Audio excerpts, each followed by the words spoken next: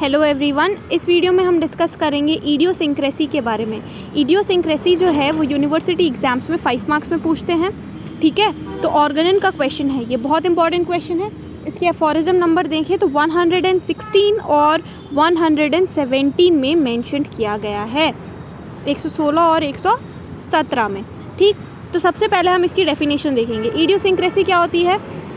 Idiosyncrasies are the peculiar corporeal constitution which, although otherwise healthy, possess the disposition to be brought into more or less morbid state by certain things that seem to produce no impression, no change in many other individual। तो simple सी definition है, इसमें क्या लिखा है, ये ऐसे constitution होते हैं, ऐसे पेक्यूलियर कॉन्स्टिट्यूशन के लोग होते हैं जो अदरवाइज बहुत हेल्दी हैं, ये बहुत हेल्दी लोग हैं, but they have a certain disposition to be brought into more or less morbid state. तो अभी तो ये हेल्दी है, पर इनके पास एक डिस्पोजिशन होती है कि ये एक मॉर्बिड स्टेट में जा सकते हैं when they are expose to certain things. ठीक है, जो कि एकदम एब्सोल्युटली नॉर्मल रहती है नॉर्मल इंडिविजुअल के लिए। मैनी अदर इंडिविजुअल के लिए उसमें कोई इफेक्शंस नहीं देखने को मिलेगा, पर अगर इडियोसिंक्रेटिक पेशेंट है और वो अगर ससेप्टेबल है कुछ पर्टिकुलर थिंग को लेके, तो ये जो है उसमें मॉर्बिड स्टेट देखने को मिलेगा। तो ये सिंपल सी डेफिनेशन दी है 117 एफोरिज्म में।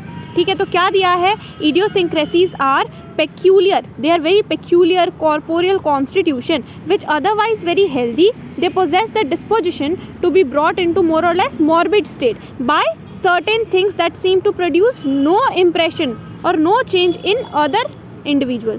ठीक है, एग्जाम्पल क्या है इसका? तो few person faint by the smell of roses। तो कुछ पेशेंट या कुछ पर्सन जो होते हैं they faint by smell of roses, कुछ फेंट कर जाते हैं स्मेल ऑफ रोजेस को लेके। Few person get more abnormal, morbid, even morbid, dangerous state by measles, carbs and roe।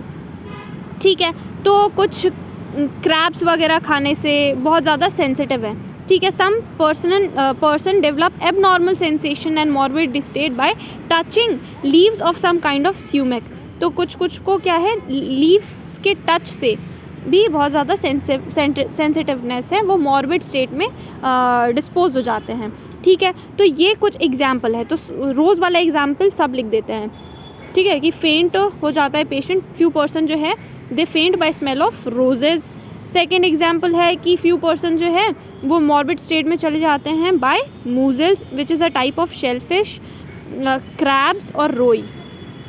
ठीक, some person develop abnormal sensation and morbid state by touching leaves of some kind of sumac. तो ये example है। This ability to produce rare, uncommon symptom by only few provers depend not only the sick-making capacity of the drug substance but also the reactive capacity of the vital force of the prover। तो ये दोनों चीज़ों पे depend करता है। एक तो उसकी पेशेंट की रिएक्टिव कैपेसिटी है ना, उसकी जो ससेप्टेबिलिटी है इस सर्टेन थिंग्स को लेके, और sick making capacity of the drug substance, ये दोनों जो है they produce the uncommon symptom. ये इतना लिखा हमने, डेफिनेशन लिख दी, एग्जाम्पल लिख दिया।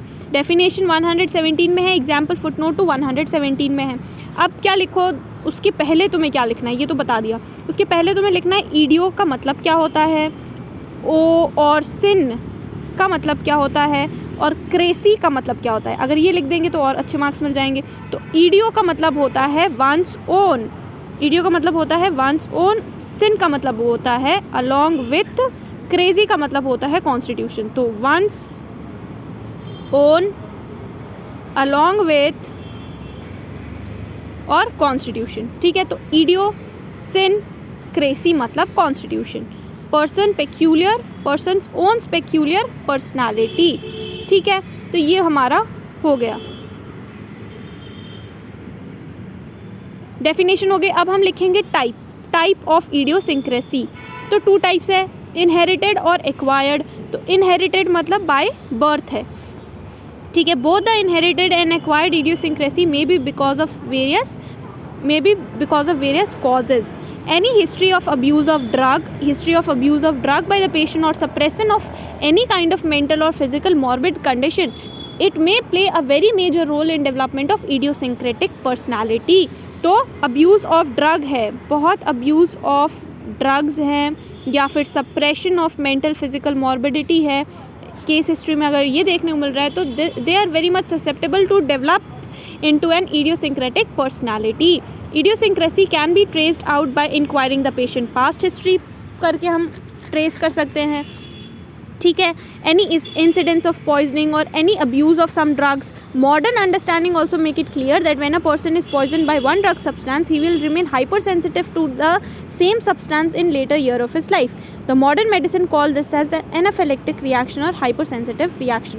तो modern medicine को इसी idiosyncratic patient या इसी idiosyncratic peculiar personalities जो हैं, ये जो अपना रिएक्शन बॉडी का रिएक्शन देते हैं, तो इसी को वो क्या बोलते हैं, एलोपैथिक स्कूल ऑफ मेडिसिन क्या बोलती है इसको, हाइपर सेंसिटिविटी रिएक्शन कहते हैं इसको, है ना, या एनाफाइलैक्टिक रिएक्शन, एलर्जिक रिएक्शन, इसी को तो कहते हैं, ठीक है.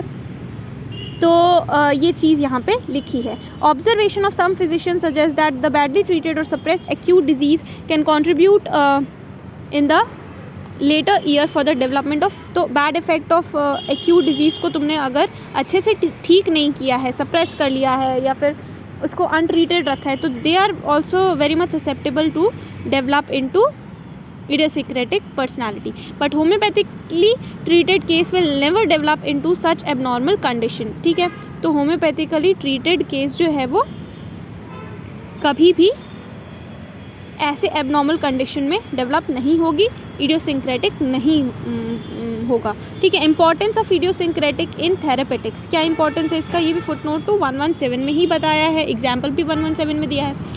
तो क्या इसमें दिया है, idiosyncratic are the good prover for the drug for which they are idiosyncratic. तो डॉक्टर H.A. रॉबर्ट्स क्या बोलते हैं कि idiosyncratic प्रूवर्स जो होते हैं they are very very good provers for the drug for which they are idiosyncratic. Idiosyncrasy helps the physician in studying the peculiar sick making property of the drug. तो it help the physician in studying the sick making property of the drug. Physician can use such medicine in patient for curative purpose, के लिए हम उसको use कर सकते हैं, ठीक है. यहाँ पे ये बताया है only idiosyncratic patient can produce the peculiar individualistic symptom of the drug in proving, hence the study of entire pathogenetic power of the drug or study of the drug picture become complete.